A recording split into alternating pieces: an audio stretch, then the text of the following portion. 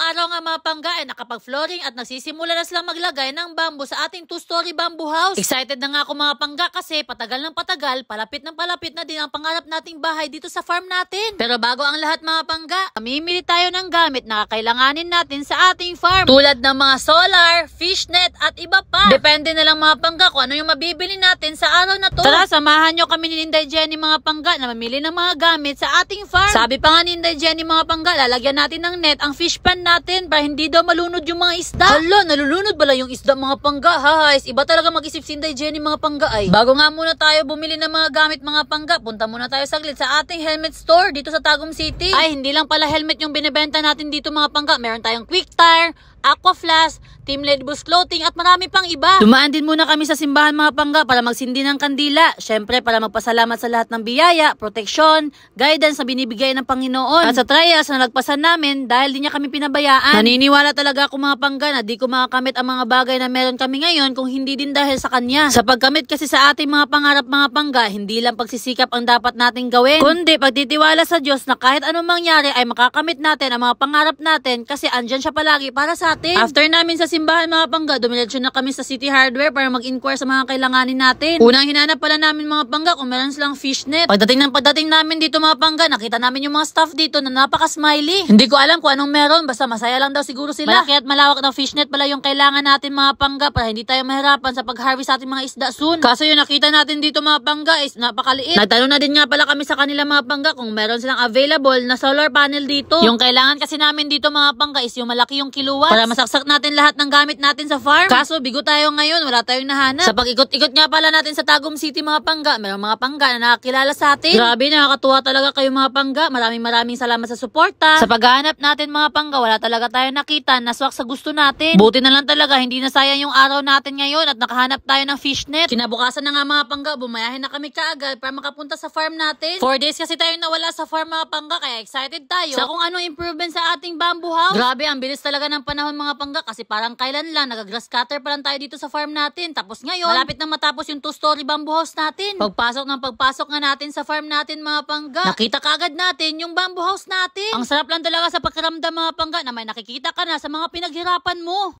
Wow! Laki na ng improvement na nawala tayo. Mamay, tignan mo yung bamboo house natin, May. Lang, ganda. Galing. Yan, excited na ako sa bamboo house natin mga pangga. Grabe, ang laki na ng improvement sa bamboo house natin. 2 araw lang tayo nawala, pero ito na. Tignan niyo mga pangga. Ayan, may bamboo na nakalagay. May hapon. Oy, ayan mga pangga oh. Wow. May bamboo na nakalagay sa itaas. Ayan, yung flooring tapos na. Galing.